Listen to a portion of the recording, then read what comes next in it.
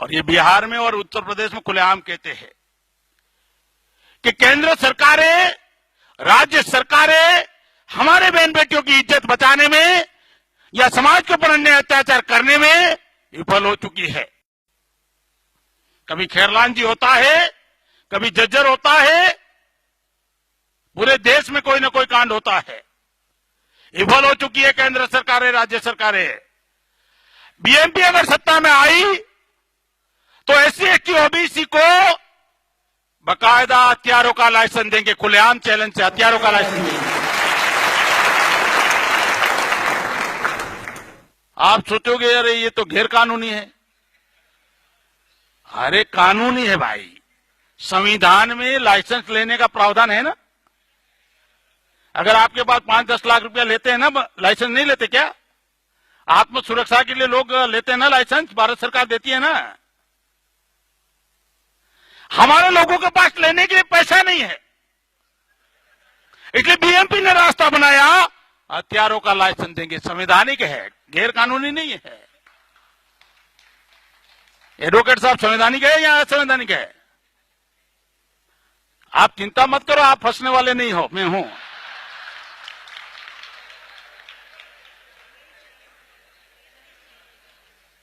धारवडकर साहब जैसा विद्वान आदमी कहता है कि ये तो देना ही चाहिए।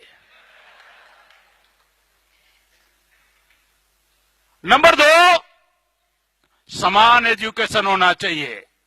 कलेक्टर का बच्चा, आईएएस का बच्चा और मजदूर का बच्चा एक ही क्लास में पढ़ना चाहिए, तब तुम आ जाओ मेरिट में, दिखाते तुम्हारी औकात।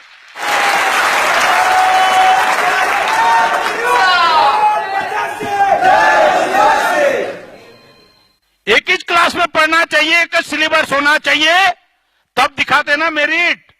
तुम मेरिट की बात करते हो। तुम ब्राह्मणों के पास हजारों साल से शिक्षा का ठेका था। भारत की, दुनिया की 200 यूनिवर्सिटी में एक भी यूनिवर्सिटी भारत में नहीं है। कहां गया तुम्हारा मेरिट? कहां गया तुम्हारा मेरिट? 3.5 करोड़ केस पेंडिंग पड़े हैं हाई कोर्ट और सुप्रीम कोर्ट में। कहां है तुम्हारा मेरिट? तुम क्षत्रिय कहते हो कि सत्र का अधिकार हमें है और हम सुरक्षा करते हैं, तो हर बार भारत गुलाम बना, कई बार गुलाम बना। कहां गया था तुम्हारा मेरिट? तुम कहते हो वैश्यों के पास व्यापार का बुद्धि है।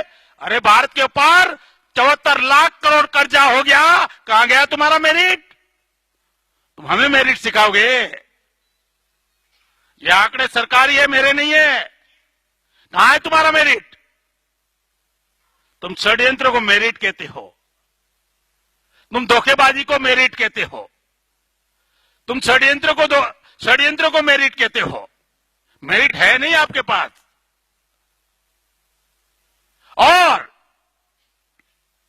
बीएमपी जिस दिन सत्ता में आई, मंदिरों का राष्ट्रीयकरण हो जाएगा।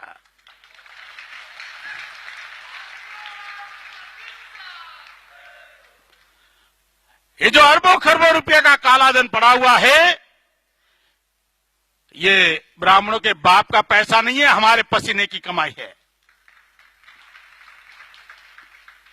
जब्त हो जाएगा, देश के विकास के लिए लगेगा और भूमि आयोग बनेगा। बाबा साहब अम्बेडकर ने प्रावधान किया है, भूमि की मर्यादा तय होगी, अतिरिक्त भूमि जब्त हो जाएगी और भूमि विहीन लोगों में बांट दिया जाएगा। कानून तुम्हें ही बनाना आता है ऐसा नहीं है, कानून हमें भी आता है। अवसर आने दो। और इस देश में आधार कार्ड नहीं, बीपीएल कार्ड नहीं, अब तो डीएनए कार्ड लागू होगा। जिस दिन सत्ता में आएंगे डीएनए कार्ड लागू होगा। ये मैंने टीवी पर बोला, सामने आरएसएस के लोग थे, ब्राह्मण थे। उन्होंने कहा आप डीएनए की बात क्यों कर रहे हो? तो मैंने कहा भाई आरएसएस और आप लोग बीजेपी वाले कहते हो कि भारत बांग्लादेशी घुस जाते हैं विदेशी, पाकिस्तानी विदेशी घुस जाते हैं, ऐसा आप कहते हो। तो मैं कहता हूं कौन कौन विदेशी घुस गया, डीएनए कार्ड लागू करो। और डीएनए कार्ड देश की सुरक्षा के लिए है। कौन कौन विदेशी घुसा? डीएनए कार्ड का विरोध करना देशद्रोही घोषित हो जाएगा। डीएनए कार्ड का जो विरोध करेगा देशद्रोही माना जाएगा कि हम तो राष्ट्र की सुरक्षा के लिए कर रहे हैं ना, कौन कौन विदेशी अंदर है। अब उनका हाल बिगड़ गया था और ऑफ द रिकॉर्ड टीवी के बारे में बोला ऐसा करो ना, सारे ब्राह्मण को भगा दो, देश से भगा दो। मैंने कहा मुझे जरूरत क्या है जब आप खुद ही जाने वाले हो।